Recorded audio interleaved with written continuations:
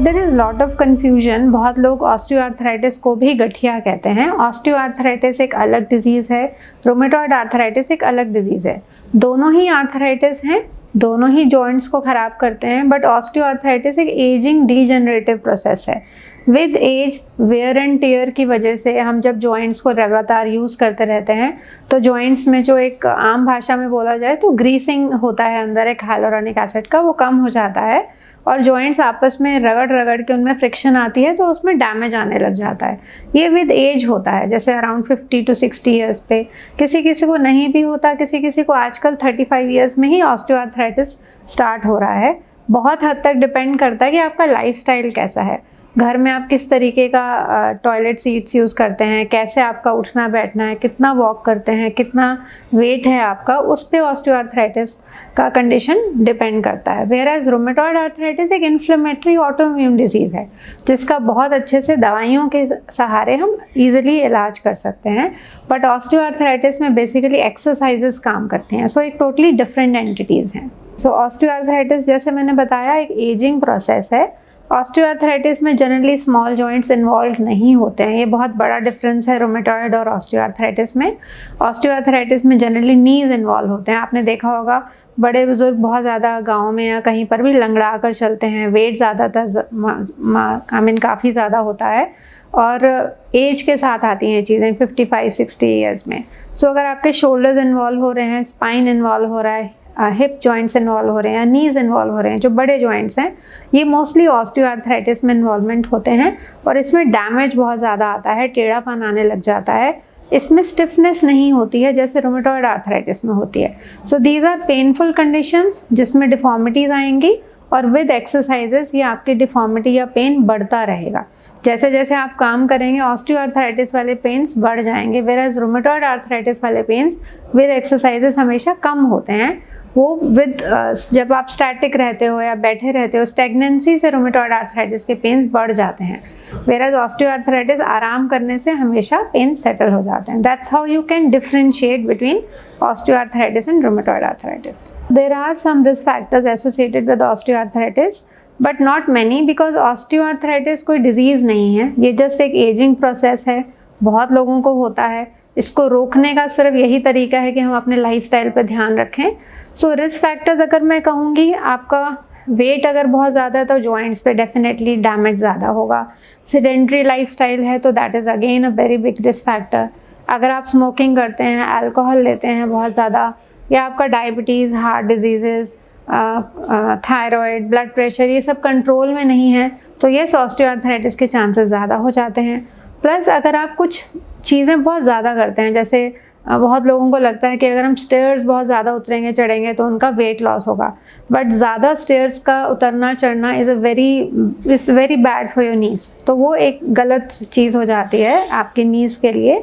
Plus अगर आप कुछ ऐसा काम करते हैं जिसमें एक ही जॉइंट की बहुत ज़्यादा फ्रिक्शन हो रही है, जैसे कुछ लोग हाथ का काम कर रहे हैं या कुकिंग करते हैं, वो बहुत ज़्यादा हैंड की मूवमेंट यही वाला करते रहते हैं, तो कहीं ना कहीं शोल्डर का इन्वॉल्वमेंट ज़्यादा हो जाता है।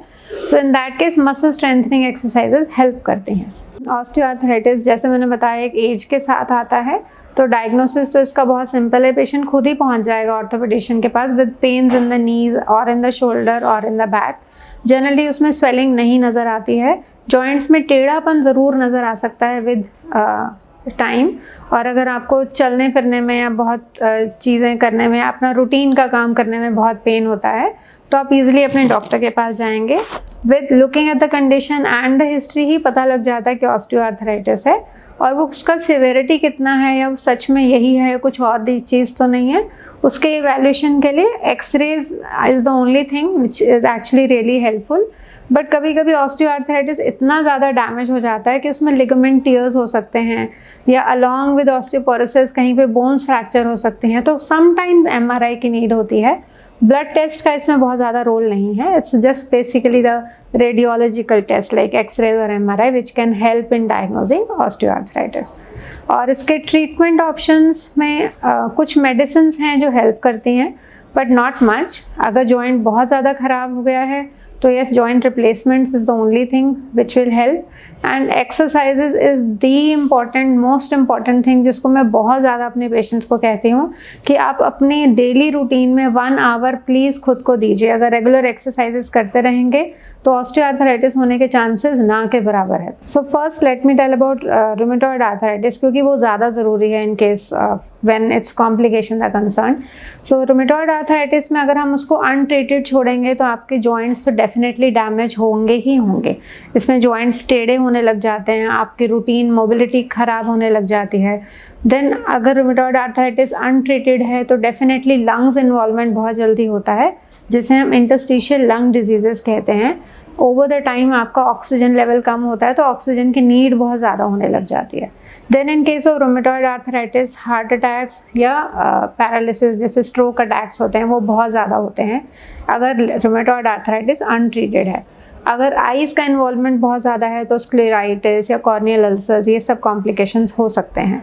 But in case of osteoarthritis as such there are no complications. अगर उसको ट्रीट नहीं किया जाएगा, सिर्फ जॉइंट ही डिफॉर्म होता चला जाएगा और आपकी मोबिलिटी पे इफेक्ट होगा, आपका डेली लिविंग पे इफेक्ट होगा, बट आपके किसी बॉडी सिस्टम पे इफेक्ट नहीं आएगा। प्रिवेंटिव मेजर्स फॉर ऑस्टियोआर्थराइटिस में आपको अपने वेट को चेक करना है, रेगुलर एक्सरसाइजेस करनी है, बैड लाइफस्टाइल से दूर रहना है और सेडेंटरी नहीं रहना है बिल्कुल भी। कुछ ना कुछ cardiac exercises like walking, cycling, ये सब का बहुत ज़्यादा ध्यान रखना है। और अपने एक एज के बाद like around 40-45 try using English laboratories, जो इंडियन लैबोरेटरीज रहती हैं, जो टॉयलेट सीट्स रहती हैं। जब हम नीचे बहुत ज़्यादा बैठते हैं और उठते हैं वहाँ से तो हमारे बॉडी का 10 टाइम्स वेट हमारे नीज़ पे बढ़ता है, विच इज़ रियली बैड। सो आपको फ्लोर सिटिंग अवॉइड करना चाहिए and always wear good shoes. जो भी आप अपना स्लीपर्स या शूज़ यूज़ करते हैं, उसका सपोर्ट सिस्टम, उसका कुशन सिस्टम अच्छा होना चाहिए। ये छोटी छोटी चीज़ें आपकी मोबिलिटी में काफ़ी हेल्पफुल रहेंगी और ऑस्टियोआर्थराइटिस के चांसेस काफ़ी कम हो जाते हैं।